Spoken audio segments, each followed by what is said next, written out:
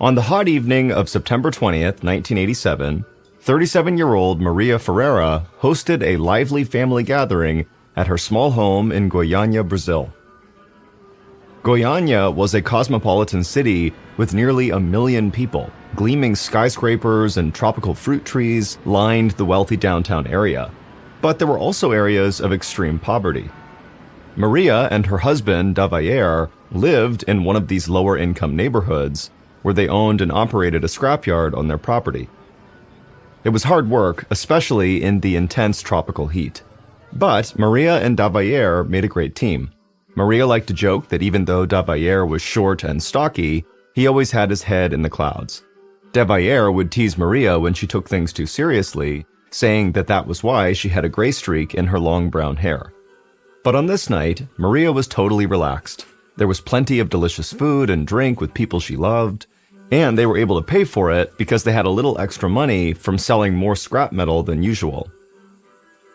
Maria and Davayer had also acquired a rare good luck charm a few days earlier. They never had much in the way of material possessions, but they tried to find beauty in their everyday life. This time, it was in a trinket Davayer had found. As they passed it around the table, she felt grateful for all the good fortune that had come their way. In the chair next to Maria, Davayer scooped a spoonful of black bean and pork stew onto his plate. He was listening to his brother, who was a bus driver, tell a story. He always had something funny to share from one of his routes. Davayer's other brother, Ivo, was there as well with his wife and their 6-year-old daughter, Lei Ji. The little girl's big brown eyes and joyful laugh filled Maria with love. Lei Ji was the closest thing she had had to a daughter since she didn't have any children of her own. It was the perfect night, and that called for a toast. Once everyone refilled their glasses, Maria raised hers in the air and thanked her family for coming. They all cheered and drank to the future. Later, after everyone left, Davayer went into the garage to finish up some work. As Maria washed coffee cups and put away plates, she could hear thunder in the distance. The next morning, on September 21st, Maria woke to the sound of rain pelting her tin rooftop. Goiânia's rainy season normally ran from October to April, but this year it had started earlier than usual. As Maria climbed out of bed, she noticed that she didn't feel well. Her body was stiff and her stomach felt upset. She wrote off her discomfort to the previous night's festivities and tried to carry on with her day. But as time passed, Maria was starting to feel increasingly sick until finally, after a few hours, she started violently vomiting. Now, the pain in Maria's stomach was so bad that she decided she needed to see a doctor right away. She slowly got dressed and walked out to tell Davayer. Maria found him working in the scrapyard. It was cluttered with old refrigerators, large pieces of sheet metal, and disassembled machines. Davayer offered to take her, but she said she didn't want to distract him from his work, so she told him she could get there on her own. Maria took a bus to a nearby hospital and was able to see a doctor right away. After the doctor examined her, he said everything was fine. She must be having an allergic reaction to something she ate. Maria was relieved it wasn't something more serious. She found it hard to believe she could be this sick from food she was used to eating, but the doctor reassured her and said to go home and rest and she would feel better soon. But that evening, Maria still felt just as sick. She called her mom, who lived in a neighboring town, and asked her to come stay for a few days. Maria's mother took a bus there right away, and once she got there, she did her best to nurse her daughter back to health, feeding her broth and herbs, but whatever Maria had caught, it just wasn't going away. Even worse, Maria's mother soon started to feel sick too, with the same symptoms of fever and upset stomach that Maria had. So 2 days later, Maria's mom had to return back to her home to rest and recuperate as well. Maria was confused. If she was suffering from a food allergy like the doctor thought, why would her mom have gotten sick too?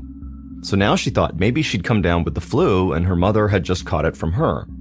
So when her brother-in-law, Ivo, stopped by the house on September 24th, Maria tried to keep her distance from him. She'd been sick for 4 days and didn't want to risk passing anything on.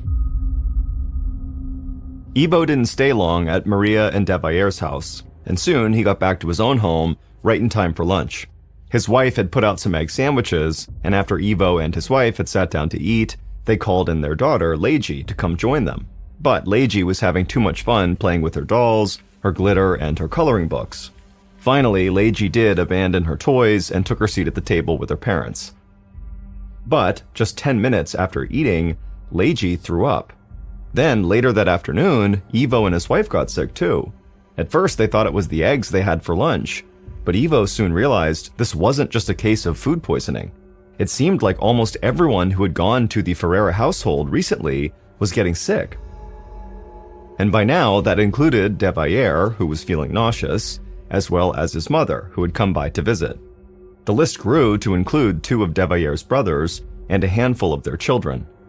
The sickness had even spread to several of the neighbors who had visited with Maria and De Valliere. 2 of De Valliere's scrapyard employees had also become ill, all in the span of a week. When Maria found out about the growing number of people who were getting sick, she was horrified, and she became even more afraid when she noticed something else very disturbing. There were these red lesions that were showing up on her skin that were painful to the touch. By September 27th, nearly a week after first getting sick, Maria's stomach pain was unbearable. As she lay curled up in bed listening to the rain falling outside, she thought back to that last night she felt healthy. It was the same night she had hosted the big family gathering. Maria tried to remember everything she had done that night. Then she realized something. There was only one thing that everyone who had gotten sick over the last 10 days had in common. Maria could barely move, but she knew what she had to do next. If she didn't get to the bottom of this mystery, her whole family could be in serious danger. And so, on the next morning, she willed herself out of bed and slowly managed to get dressed. Then she gathered the evidence she needed in a cloth sack. Maria knew where she wanted to take it, and it wasn't to the hospital where she'd been before. She was going somewhere that had the authority to help her. The only issue was, she needed someone to go with her. She was too exhausted to make the trip on her own. De Valliere wasn't feeling well enough to go with her, so she asked another scrapyard employee to accompany her. Maria let the young man carry the bag she'd packed. She was so weak she could barely keep moving. Just down the street, they boarded a crowded bus, and about a half hour later, they got off near an office called the Vigilancia Sanitaria. This was a public health agency that regulated pharmaceuticals, food products, and sanitary conditions. It was basically the Brazilian equivalent of the Food and Drug Administration in the United States. Maria thought that if anybody could figure out what was making her and her family so sick, it would be someone at this agency. She and her companion entered the plain brick building through a courtyard and were taken into the office belonging to the agency's director. The young man helping Maria dropped the bag he was carrying on the official's desk. Then Maria wiped her flushed face with a handkerchief and explained what it was. She said the contents of the bag were killing her family. The official just stared at her. He looked inside the bag and seemed confused. The items inside didn't look particularly dangerous. He said what really concerned him was Maria. Maria knew she was sweating and visibly shaking, and she noticed his expression as he looked at all the lesions and burn-like marks on her arms. The official told her that right now, she just needed to see a doctor, but he did promise he would take a closer look at what was in the bag. And, just to be safe, the official put the bag on a chair in the building's courtyard, then made sure Maria knew how to get to the nearest health clinic. Maria was skeptical. The last time she'd seen a doctor, he'd given her the wrong diagnosis, but she didn't know what else to do, so she and her companion left the agency and headed to the bus stop. Maria insisted that her companion return to the scrapyard and get back to work. Unsure and scared about what she would find out, Maria boarded the bus alone. A short time later, a doctor at this clinic carefully examined Maria and then gave her a new diagnosis. He said she was right. She was not experiencing an allergic reaction or food poisoning. What she had was a tropical disease, and her family and friends who were sick probably had it too. He explained that the unusually heavy rains had been spawning mosquitoes and a host of other bugs that carried infectious diseases. A virus like dengue or Zika would explain her symptoms, including the burn-like lesions she'd developed. The doctor assured Maria that this was all very manageable and that everything would be okay. Then he arranged to have her transported to the Tropical Diseases Hospital for specialized treatment. Maria's unease lightened, and she even managed a weak smile. She finally had a real explanation for what was happening to her and her family. It was a relief to think that the bag she had left at the health agency didn't actually have anything to do with a tropical virus. Less than an hour later, Maria arrived at the Tropical Diseases Hospital. As a doctor took her vitals, she asked if he knew what type of virus was going around. But instead of answering her question, the doctor gently took her arm and began closely examining her skin lesions. Then he called one of the nurses over to look at them. The nurse said she'd seen some other patients with similar burns in the last few days. Suddenly, the doctor's face turned serious, which made Maria extremely nervous. He continued to examine her, and then he stepped back. He explained that the doctor at the previous health clinic had been wrong too. Maria's symptoms did not line up with any kind of tropical disease he'd ever treated. In fact, this doctor was afraid Maria's symptoms were connected to another sickness entirely, and if he was even partially correct, they would need to move quickly. This could be a dangerous situation. The doctor asked her detailed questions about the past several days, and Maria shared everything she could remember. She could see the alarm spread across his face the more they talked. Maria felt a terrible wave of panic and nausea start to wash over her, and then she felt like she needed to tell him about the bag. So she explained that she had brought this bag and left it at the public health agency in hopes that they would analyze it. As soon as she said this, the doctor quickly excused himself and ran as fast as he could to the phone. He called a physician at the state's Department of the Environment. He tried to hide the rising panic in his voice as he explained the urgency of the situation and that action needed to be taken immediately. Both doctors agreed that the bag Maria brought to the public health office had to be examined as soon as possible to prevent the spread of what was making everyone sick. The doctor at the Department of the Environment knew a specialist named Walter Ferreira. Dr. Ferreira, who had no relation to Maria and her family, would be able to properly analyze the bag's contents. But because it was late in the evening, they wouldn't be able to contact him until the next day. Early the next morning, Dr. Ferreira was getting dressed when his phone rang. It was the doctor from the Department of the Environment calling. Dr. Ferreira paced anxiously as he learned what was going on. There was a huge crisis taking place in Goiânia, and he needed to act quickly. He scribbled down the address to the public health office where the bag was, and then ran out the door and went to a nearby office to grab some equipment. He hoped his colleague at the Department of the Environment was wrong about everything, because if he wasn't, that meant thousands of lives were now in danger.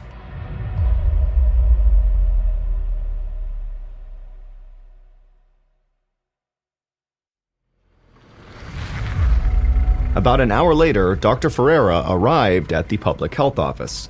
Before he entered the courtyard, he pulled a device out of a case. The device would reveal if their terrible suspicions were correct.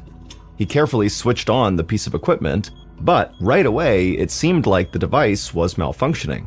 And no matter how much Dr. Ferreira struggled to adjust the equipment, it just wouldn't work. The readings were just so impossible that he assumed it had to be broken. Dr. Ferreira was frustrated. Now he would need to go back to his office and swap out this broken device for a new one. So he let the receptionist know he'd be back as soon as possible. Almost 2 hours later, Dr. Ferreira returned with a replacement piece of equipment. When he turned that one on, the exact same thing happened. The readings were impossible. He tried turning it on and off several times, but he just kept getting these totally incredible readings. After a few minutes, Dr. Ferreira was horrified to realize that he had been wrong. Both of these devices had been working perfectly fine, and that meant the reality of this situation was much, much worse. If this situation didn't get handled, the whole city of Goiânia could have a catastrophic health crisis on their hands, and maybe all of Brazil could have a health crisis on their hands. So Dr. Ferreira knew he needed to get to that bag. Dr. Ferreira ran inside the building and was met by the facility's director. Ferreira asked where this bag was, but the director explained that he had become concerned about the bag's contents, so he had called in the fire brigade for assistance. In fact, the firefighters were already there and were about to take the bag from the building's courtyard. Their plan was to dispose of it in a nearby stream. Dr. Ferreira ran into the courtyard and saw a group of firefighters surrounding the bag. He yelled for them to stop, and that if they threw it in the water, it would trigger a horrific disaster. He warned them not to touch it and insisted that everyone just evacuate the building. Once Dr. Ferreira was able to explain what was happening, the firefighters realized just how serious this situation was, and they helped him clear the area. But the day was far from over. Dr. Ferreira knew he needed to track down Maria and speak to her about the contents of this bag. He located her at a hospital, but her condition had now worsened to the point where she was just too weak to even talk. But she was able to instruct Dr. Ferreira to just go to her family's junkyard, where he would find her husband, and he could answer any questions the doctor might have. It was noon by the time Dr. Ferreira and his colleague got to Maria and De Vallere's scrapyard. When they arrived, they saw De Valere working next to his garage. Dr. Ferreira introduced himself and tried to shake De Vallere's hand, but De Valere politely refused, and then he showed them the inside of his hand, and there was this huge open sore on his palm. Dr. Ferreira looked at it and then immediately shot a look of worry at his colleague. The doctor knew this type of wound on De Vallere's hand could only be caused by one thing, and it was the thing that Dr. Ferreira feared the most.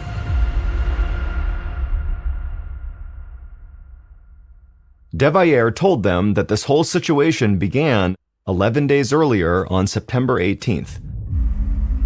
That morning, around 10 a.m., a young man had stopped by their scrapyard and told him about some scrap metal he'd found and wanted to sell. He had never seen anything like it and thought it was valuable. De Valere said he was interested and told the young man to bring it over.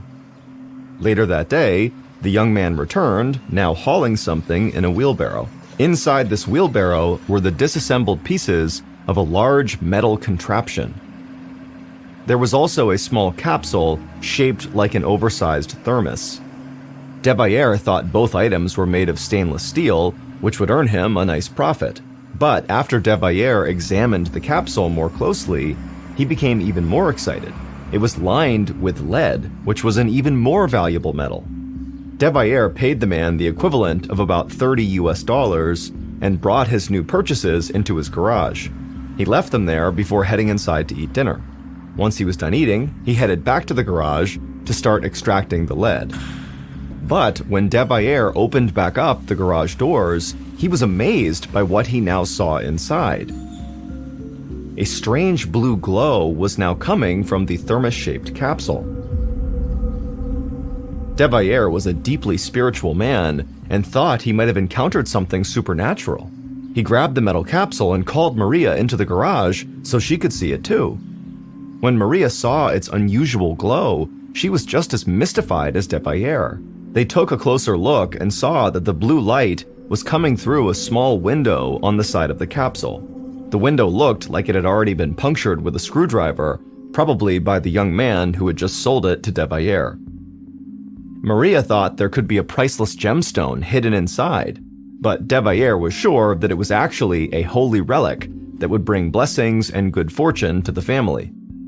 De Valere was determined to continue examining this object. So he poked around the small opening with a screwdriver and removed what appeared to be several small pellets of a glittery bluish powder. The pellets were part of a slightly bigger pile that still sat deep inside the capsule. For all De Valere knew, this luminous powder could be worth thousands of dollars. It could change their lives in a way they'd never imagined. As De Valere told the doctors of this discovery, he remembered how special he felt handling the powder, and he wanted his whole family to experience it. This was the good luck charm they shared at their big family dinner. Over the next few days, De Valere shared his discovery with more family and friends and neighbors, and each time someone came over, he brought out the special glitter. Small groups of people gathered around the capsule and peered through the broken window to admire the glowing powder inside. Many touched the small pellets De Valere had extracted. Seeing how excited everyone was about the powder made de Valliere determined to extract the rest of it from the capsule. So a friend came over and, using a screwdriver, helped him remove fragments from behind the glass window. Eventually, they did get it all out. The entire pile was small enough to fit in the palm of de Valliere's hand. Once all the powder had been extracted, de Valliere gave the capsule to 2 of his employees and asked them to melt it down for metal and sell it to a nearby scrapyard. Then he brought some of the powder to Maria, who in turn dusted it all over her pajamas and bed sheets. De Valliere gave a grain-sized fragment to his brother, the bus driver, who rubbed it on his hands before heading into work. And on his shift as a bus driver, he came into contact with dozens of people. Another one of de Valliere's brothers dipped his finger in the blue powder and traced a cross on his abdomen for divine protection. Maria's mother handled some of the powder while she was taking care of Maria, and then she too became ill. Around that same time, de Valliere had given some fragments to his brother Ivo, and later, Ivo's daughter, Leiji, played with the glittery crystals and rubbed them all over her hands and arms. And then immediately after doing that, she had eaten her egg sandwich and become ill right away. De Valliere also shared his good luck charm with several neighbors who began having symptoms as well. After Maria had spent days wondering what might have caused so many people to get sick so quickly, she finally realized they all had one thing in common. They all had come in contact with this mysterious blue powder. So, on the morning of September 28th, 10 days after buying this capsule, Maria told de Valliere she was taking what was left of the powder and the capsule to the local health agency to be analyzed. She placed these remnants in a large cloth bag, then she headed out with one of de Valliere's employees to retrieve the parts of the capsule that had been sold to the other scrapyards. She managed to collect most of it. Those were also placed in the bag that Maria brought to the public health office. The story confirmed Dr. Ferreira's worst fears. He asked de Valliere about the young man who first sold him the capsule and where he'd gotten it. De Valliere said he wasn't sure, but he thought it might have come from some sort of abandoned facility that was located nearby. Dr. Ferreira turned to his colleague and saw that the other doctor's face had now gone white, because he knew exactly where that capsule had come from. It was a clinic that had closed 2 years earlier, a cancer treatment clinic. The capsule had come from a radiation therapy machine, and the magical blue powder that was inside wasn't from a precious gemstone. The powder was a highly radioactive material called cesium-137. When properly contained in the capsule, the powder's destructive capabilities could be used for focused cancer treatments, but without that protective shell, the powder became one of the most lethal substances on Earth. Maria and the others were not suffering from a tropical disease or any of the other things that doctors first thought. They were experiencing massive radiation poisoning, and the lesions they had developed were radiation burns. The handful of powder that de Valliere found was enough to make more than 200 people extremely ill and place thousands more in danger. Dr. Ferreira knew all this because he was a medical physicist, and the tool he had tried to use outside of the public health agency was a radiation detector. He thought both detectors were broken because they were making so much noise and their readings were so high they were literally off the charts. But the detectors were correct. They were reading such high levels of radiation in the vicinity of where this bag was that contained the powder that the federal government would have to get involved. And now that Dr. Ferreira had confirmed just how serious the situation had become, he contacted Brazil's Nuclear Energy Commission. Within a matter of hours, they started testing thousands of Goiânia's residents for radiation poisoning in the city's sports stadium. On the morning of September 30th, 13 days after de Valliere bought the capsule, workers in hazmat suits arrived in the courtyard of the health agency to properly dispose of the bag that contained the radioactive material. The abandoned cancer clinic, where the blue powder was first discovered, was demolished as well. On October 23rd, Maria Ferreira finally died. Her niece, Leiji, also died on the same day. They were each buried in special fiberglass, lead-lined coffins to prevent radiation from leaking out. By the end of the month, de Vallere's 2 young employees also died as a result of the exposure they had received when they melted down the capsule for de Valere. While Maria's husband, de Valere, survived the tragedy, he never mentally recovered. De Valere died in 1994, 7 years later. Thankfully, no one else died from the radiation exposure, but many others sustained amputations, severe burn scars, and lifelong medical conditions. The Goiânia incident remains one of history's deadliest disasters involving medical radiation.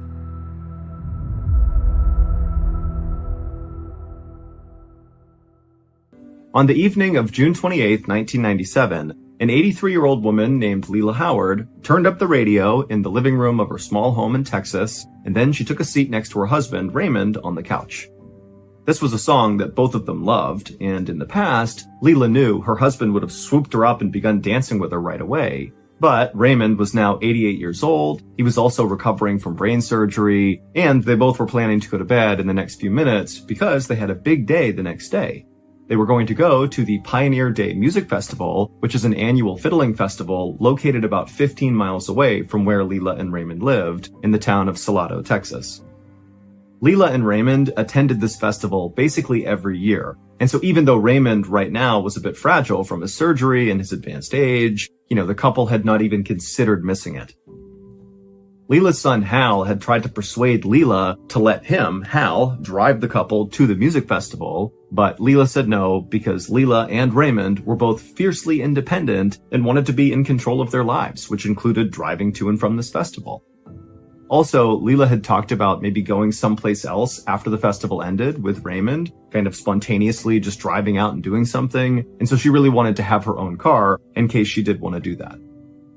And so after a few minutes, Leila and Raymond's favorite song came to an end, and the DJ hopped back on the radio and began talking about the weather and the traffic. And at that point, Raymond and Leila, they stood up from the couch, they took each other's hands, and they walked upstairs to go to bed.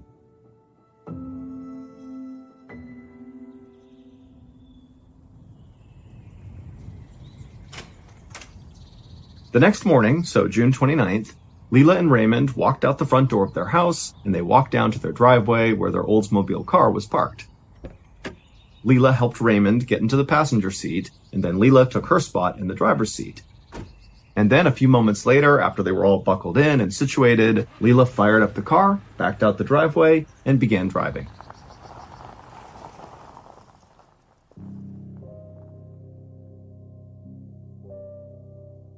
That evening, Leila's son, Hal, decided to swing by Leila and Raymond's house to check in on them and see how the festival went. And so, at about 5 p.m., Hal got to their house, and right away, when he pulled up, he noticed that Leila and Raymond's car, the Oldsmobile, was not in the driveway. And so Hal thought that was pretty odd, because by now, they should have been back from the festival. In years past, they would always get home by about 3 p.m. at the absolute latest, because they didn't like staying out late. And so it just seemed odd that they were not back by now. But at the same time, Hal knew that Leila had been thinking about maybe going out and doing something spontaneous after the event was over. And so he thought, maybe his mom and Raymond were out driving around somewhere and they'd be back later. But just for good measure, Hal did park the car and he walked up to the front door of the house and he did knock. But when there was no answer, he thought, you know what, I'll just go home and come back in a few hours and check in on them at that point.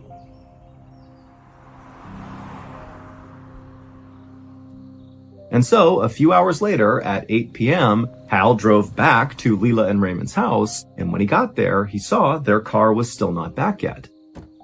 And so now Hal's starting to feel pretty worried, and so he parked the car, he walked up to the front door, he did knock, there was no answer, and so he pulled out his set of keys, he opened up the door, and he walked inside. Now, as soon as he was in the house, nothing looked out of place. It actually looked very organized and clean like it normally was. But as he walked around looking for some sign of where Leila and Raymond were, all he could find was on one of the beds there were all these neat stacks of clothes that were laid out as if somebody was getting ready to pack but didn't finish packing. And so it just seemed like something's off here, something's not right. This doesn't seem like they just went out and did something spontaneous. Something must have happened at the festival. That's why they're not back yet. And so kind of in a panic, Hal ran outside and he called the police. And after reporting Leela and Raymond missing, he actually began calling news stations and telling them, can you please put out my mom and Raymond's picture because they're older and they're missing. I need your help. And in fact, that night, those TV stations did begin putting out all these reports about how Leela and Raymond were missing and for people to be on the lookout for them and their car. At the same time, the police immediately launched an investigation, and they quickly discovered that Leela and Raymond had never even made it to the music festival. They never got there. And then when the police drove the route that Leela would have taken to get to the music festival, they didn't find any car accidents or anything unusual on the route that would indicate that they got into some trouble or something. They checked their phone records, and Leela and Raymond had called nobody. There was no action on their credit cards, and so they hadn't bought anything. And the police would send out all these missing person reports to police officers all over the state of Texas, and nobody reported seeing anything or hearing anything. That is, until 3 days later on July 2nd.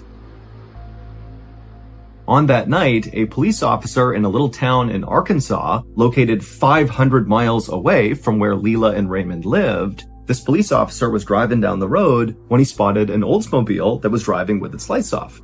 And so the officer pulled the car over and he ran the license plate, and it came back as belonging to Leela and Raymond. But you got to remember that this police officer was in Arkansas, and so he had not received any updates about this missing couple. All those TV broadcasts and all the missing person alerts that were getting sent out all over the place, those were really only happening in the state of Texas. And so this officer has no clue that Leela and Raymond are missing. But he runs the plate, he sees it belongs to Leela and Raymond, and he goes up to the driver's side window, and he looks inside, and he sees Leela and Raymond. Leela's driving, Raymond's in the passenger seat, and they look like a really happy older couple. And the officer would say to Leela, hey, you're driving with your lights off. And Leela would say, oh my goodness, I'm so sorry. We were driving in Texas and we got lost, and I just didn't notice. I'm really sorry.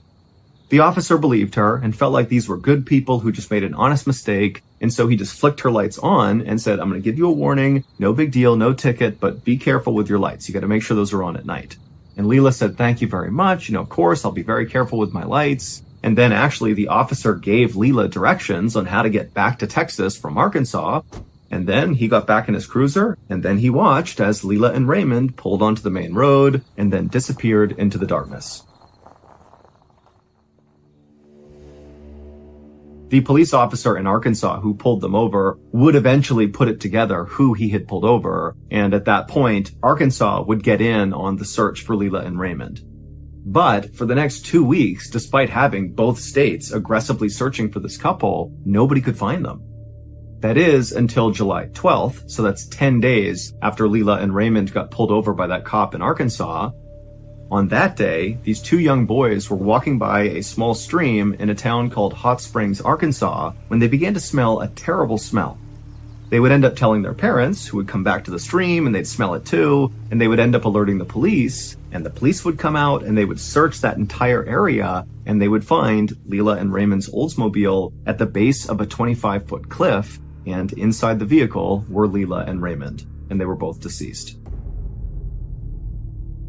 It looked very much like Leela and Raymond had driven off this cliff and they had landed down below, and that's what killed them. But when investigators went up to the top of that cliff, there were no skid marks on the cliff itself, which meant Leela, who was driving, never hit the brakes as she went over the cliff. Nobody knows why Leela and Raymond abruptly left their town and drove hundreds of miles into Arkansas instead of going to their favorite music festival, although their family members have speculated that it could be because Leela and Raymond had declining cognitive function, and so they basically didn't know what was going on, and that's why it happened. But this story about Leela and Raymond is what inspired a very, very famous song from the late 1990s. It's called The Way by Fastball, and for copyright reasons, we can't play it for you, but I'll sing you a line and see if you can remember this song.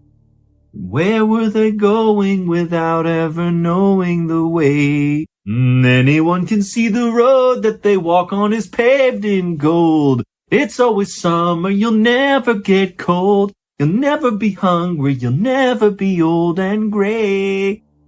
Boom, there you go. If you know the song, now you know it's got a pretty intense backstory.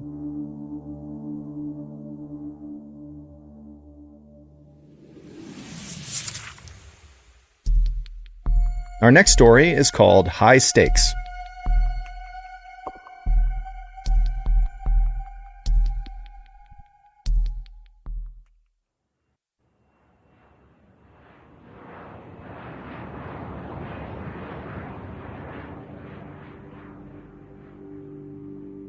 On October 20th, 1986, Captain Alexander Kluyev was piloting a passenger plane that was about to descend down into a Russian airport for a layover. On board this plane were 94 occupants, including passengers and crew. And as the captain began going over in his mind the different steps he would need to follow to land this plane, he practically sighed with boredom. He had always thought life as a pilot would be exciting and interesting, but all he ever did were these short commercial flights around Russia, and they lacked any sort of thrill. In fact, the captain had flown this particular route so many times, he could practically do it in his sleep. And so as the captain was about to begin yet another boring descent to end yet another boring flight, he was suddenly struck with a very unexpected idea. And as he thought about it, he stopped what he was doing, and he just turned to his co-pilot, whose name was Gennady Zernov, and he said, "Hey, Gennady, can I ask you something?"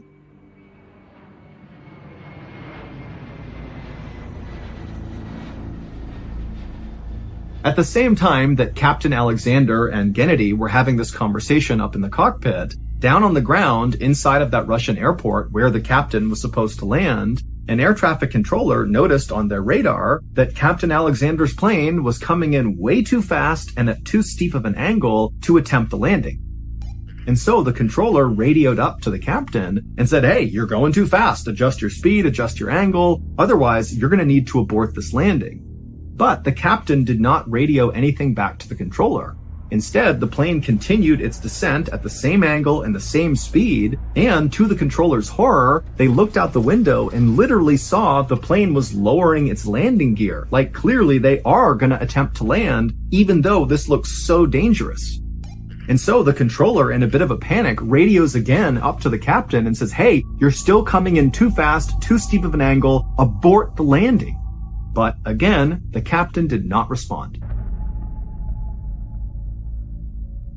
What Captain Alexander had said to Gennady when he said, "Hey, can I ask you something?" was, "Hey, do you want to make a bet that I can land this plane blind?" And Gennady, who was also very bored, thought, "You know what? That's a great idea. Let's do it." And so the two pilots lowered all the shades inside of the cockpit, blocking all of the windows, so Captain Alexander literally can't see anything except for his instruments. And then Captain Alexander attempted to land the plane. And when the air traffic controller began calling up to Captain Alexander saying, "You're going too fast, your angle's wrong," Captain Alexander was sure he could pull it off, and so he totally ignored the controller and went for the runway. And when he hit the runway, he was going too fast at too steep of an angle, and so it broke off the landing gear, the plane skidded all the way down the runway, and then flipped over and caught on fire. Out of the 94 people who were on board that plane, 70 would perish, including the co-pilot Gennady Zernov. As for Captain Alexander, who orchestrated this whole tragedy, well, he actually survived, and he was sentenced to 15 years in prison.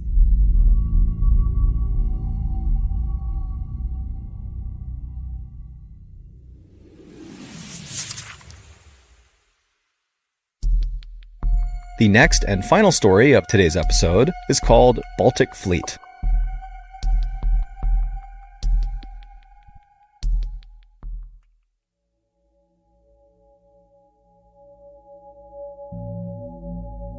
Around the turn of the 20th century, Russia and Japan got into a dispute over who should be in control of Korea and China. Looking to avoid an armed conflict, the Japanese sent the Russians a deal that came with reasonable concessions on both sides. But the Russians didn't like it, they rejected the deal, and they countered with a pretty unreasonable deal that came with lots of concessions for Japan and not so many for Russia.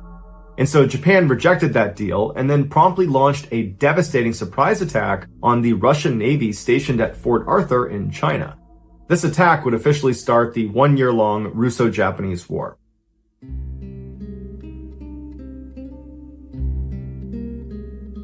The Russians knew they would need to send a replacement naval fleet up to Fort Arthur to reclaim it from the Japanese, but unfortunately, the attack at Fort Arthur had totally wiped out all of Russia's best sailors and all their best ships, putting Russia at a major disadvantage to start this war.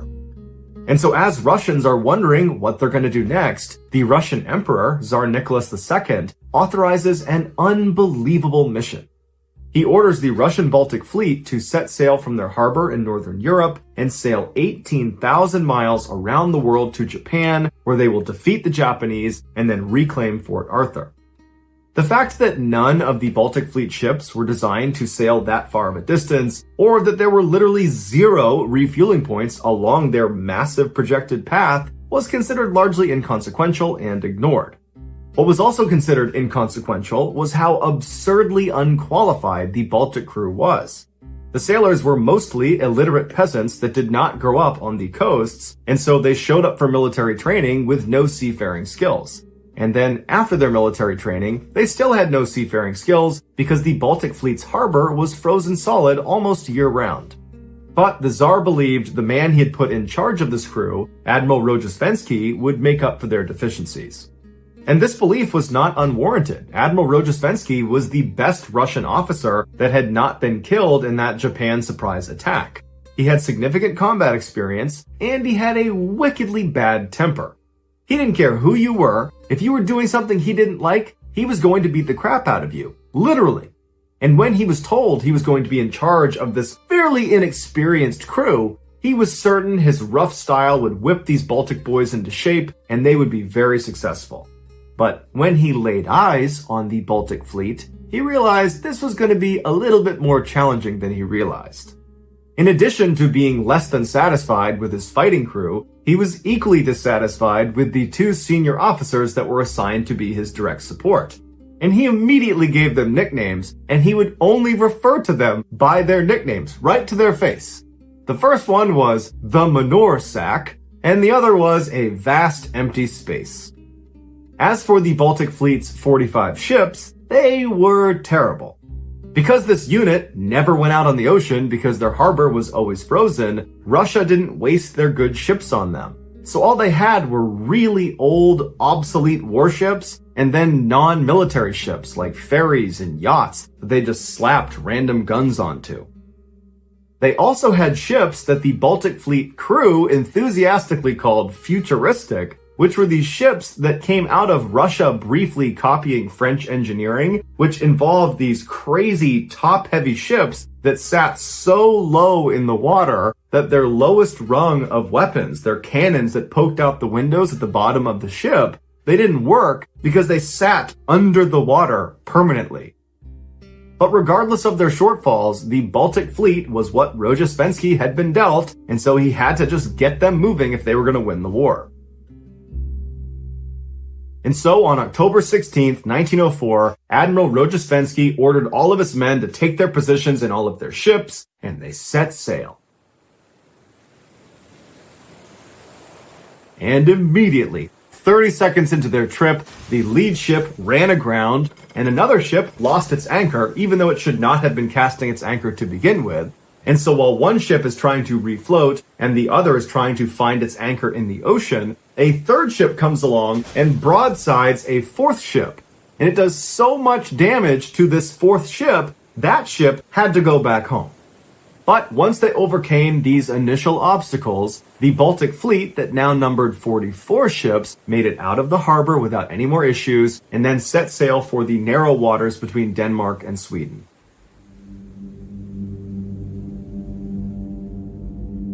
As they drew closer, Manursak informed Rojesvenski that there might be an issue, that he had heard rumblings amongst the crew that they believed Japanese torpedo boats were stationed off the coast of Denmark waiting for them to get there. Rojesvenski told Manursak that that was impossible. The Japanese torpedo boats did not have the capabilities to sail 18,000 miles to Denmark, and even if they did have the ability to do that, they could not have gotten there in such a short period of time. But Manursak told Rojesvenski that unfortunately, even though logically that makes sense, this rumor had spread all across the crew. And so Rojesvenski began sending out messages to all the other ships, telling them there are no Japanese torpedo boats waiting for us off the coast of Denmark. Everybody just needs to calm down. And these messages did appear to work at first, because eventually another rumor began to circulate, one that Rojesvenski was not really aware of as it was happening, and that was that the crew began to believe there was a huge minefield underneath them. Everywhere they went, there was a minefield.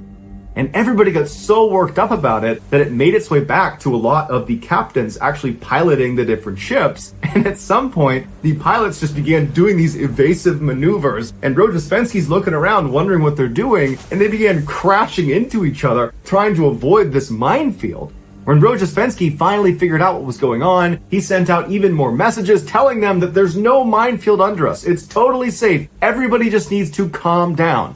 And so it took Rojesvenski going out on deck and firing shots into the air to finally get people to stop believing they were on top of a minefield.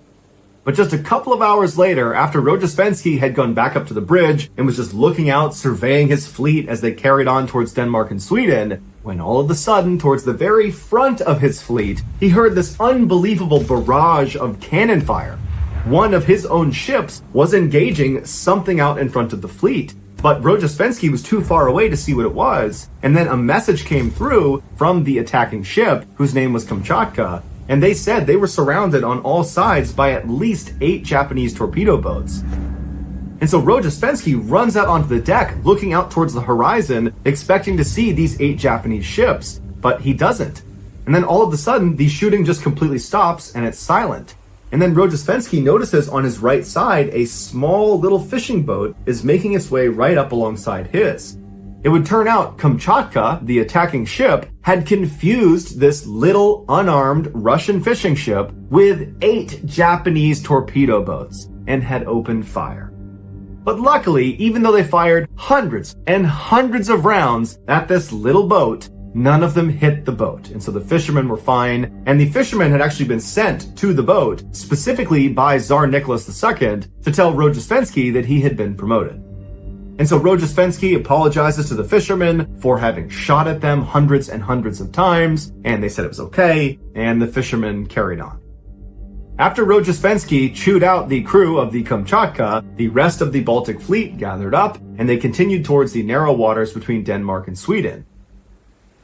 When they got close, a Danish resupply ship came out to meet them to give them fuel and food and water, and the Baltic Fleet mistook them for a Japanese torpedo boat, causing them to ram them repeatedly. And then they realized their mistake, but at that point they had done severe damage to the resupply ship, who had to immediately turn around and go back to shore. After that, the Baltic Fleet did manage to get past Denmark and Sweden, and they made it out to the North Sea. But as soon as they got out there was trouble. One of the captains of the ships that was towards the front of the Baltic Fleet's formation spotted 4 Japanese torpedo boats coming right at them. And so this ship, along with 6 others, immediately just began engaging these 4 ships with everything they had. Cannons, big guns, small guns, everything. It was absolute chaos from the front of this formation. And the amount of gunfire that was going off towards the front caused the rest of the ships that were not part of the attack to begin to panic. And the other ship captains began ramming into each other to try to get away from this attack. And so while that's going on, all the crew members on all the ships begin drawing their swords and running around expecting the Japanese to board them at any moment. And the others that did not draw their swords put on life jackets and laid down on their back on the deck of the ship, believing that was procedure for how to survive a sinking ship. And so for the next 20 minutes, it was just continuous gunfire coming from the front of their formation. One of the attacking ships sent a message back to Rojesvenski that said they had been hit by a torpedo and they were taking heavy fire and it was just absolute bedlam up there. And then all of a sudden, it just totally stopped. And when the smoke cleared, Rojesvenski and his ship had been able to maneuver up a little bit closer and they could see what they were shooting at. And it would turn out, once again, it was a case of mistaken identity. They were not being attacked by Japanese torpedo boats. They had spotted 4 small British fishing boats. And in the chaos of the gunfight, the Baltic Fleet had inadvertently begun to fire at each other, killing several crew members and badly damaging their ships in the process. As for the British fishermen, only one of their boats actually sunk, despite the fact that the Baltic Fleet had fired thousands and thousands of rounds at them, and they had been stationary the entire time. The Russian Tsar immediately apologized to Britain, but the British media went crazy and the British people called for war, believing that this type of attack could not possibly be an accident. But Russian diplomats leveled with the British and said, no, this really was an accident. And eventually they convinced them, avoiding starting yet another war.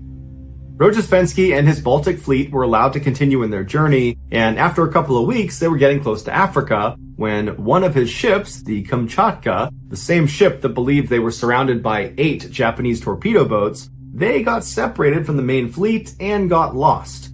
And so Rojestvensky and the other officers did what they could to try to locate them, but nobody had seen where they went, and there wasn't great technology to try to locate them, and so unfortunately, Rojestvensky and the Baltic Fleet just had to continue on and hope that at some point the lost ship would find them again. A few days later, the main body arrived in Tangier, and lo and behold, Kamchatka showed up.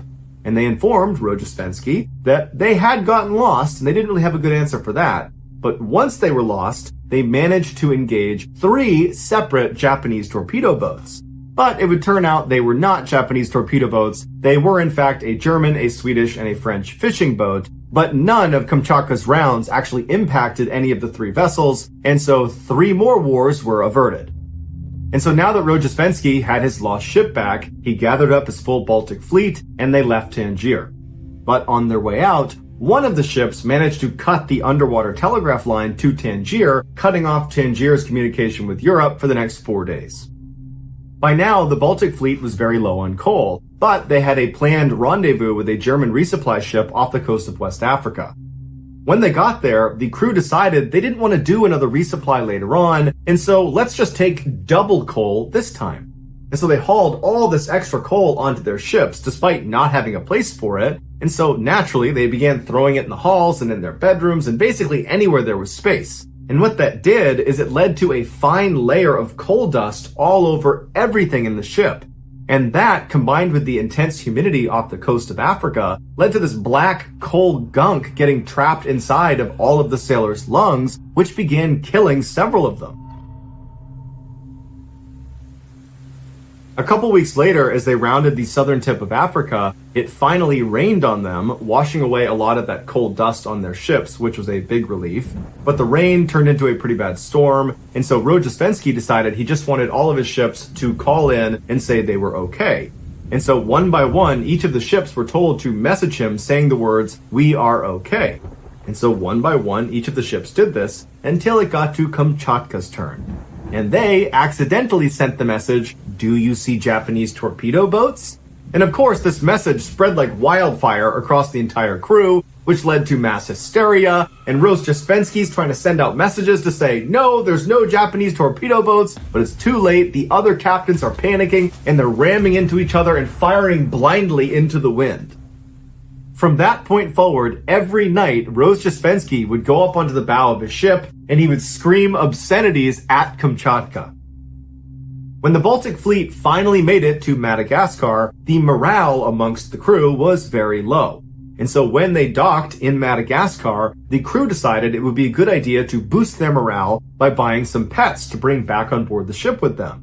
And the pets they decided to bring back were crocodiles and poisonous snakes.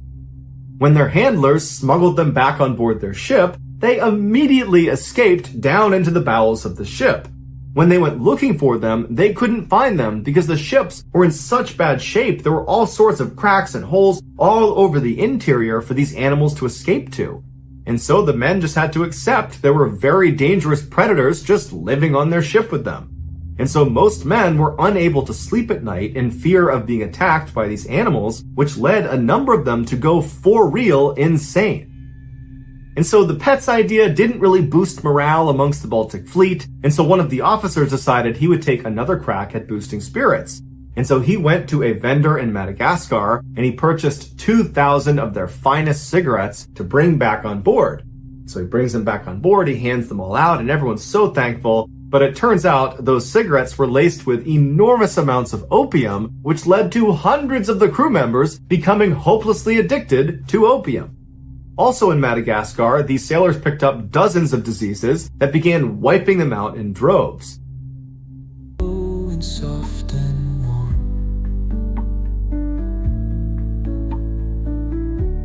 Every dusk would weather the storm. In the echo of our footsteps trace our moments captured in this place.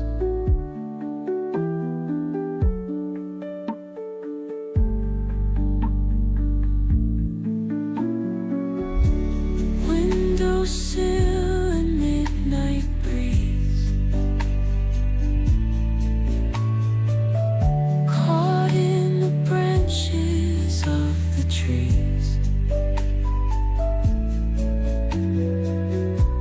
Every breath we took remains in the hush of memory's lanes. Memory lane, where dreams align. Every stone has a tale so fine. Our love engraved in every street. Here's where the past and present meet.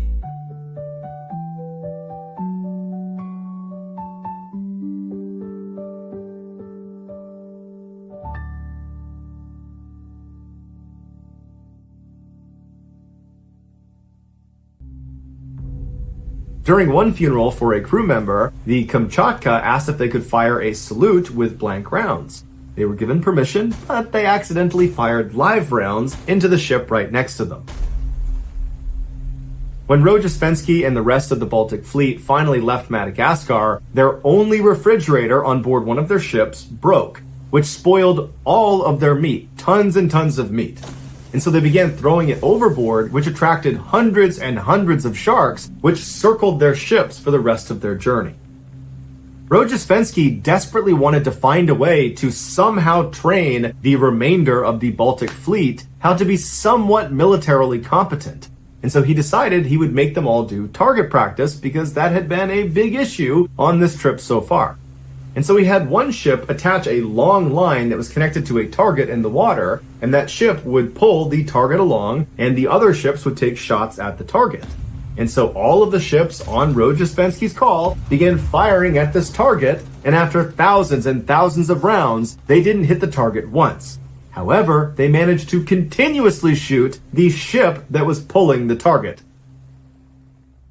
For Rojespenski, this was the final straw. He felt like he could do absolutely nothing to make the Baltic Fleet an actual military force. And so he sent a message back to the Tsar and said, "You gotta replace me. I need to resign and somebody else needs to come in and take over." And the Tsar said, "No, this is your fleet." And so begrudgingly, Rojespenski continued on leading the Baltic Fleet until they finally, after 7 total months on the sea, were within striking distance of their target in Japan. The night before, as they prepared for their attack, they went into stealth mode where all the ships killed all of their lights, so they're totally dark, with the exception of their hospital ship. That kept their lights on. This was considered a rule of war at the time, which both sides abided by. And so while the Baltic Fleet was sitting out in the waters outside of Japan, a small fishing boat began coming towards them. Now, the fishing boat could only see the lit-up hospital ship. They could not see the 43 other darkened ships. And so a crew member on board this hospital ship came up to the railing, and he recognized the fishing boat was actually a Russian fishing boat. And so he waved them down, and when the Russian fishermen came outside, the crew member told him, "You gotta stop, because there's 43 ships behind me that have their lights off. Do not go this way, go around." And so the Russian fisherman thanked him and turned around and went on his merry way. Except that wasn't a Russian fisherman, it was a Japanese sailor on board a Japanese torpedo boat. And now they knew exactly where the Baltic Fleet was. And so that night, the Japanese Navy completely surrounded the Baltic Fleet. and then the next day at daybreak, they launched their attack. It was called the Battle of Tsushima, and it was obscenely lopsided. The Japanese Navy completely wiped out the Baltic Fleet, killing 4,000 of their crew members and capturing 7,300 others, which included Rojesvenski, who had been badly wounded in the battle, but he would survive. In contrast, the Japanese only had 100 casualties. This victory for Japan really marked the end of the war for Russia, and shortly after the Battle of Tsushima, the Russians agreed to surrender.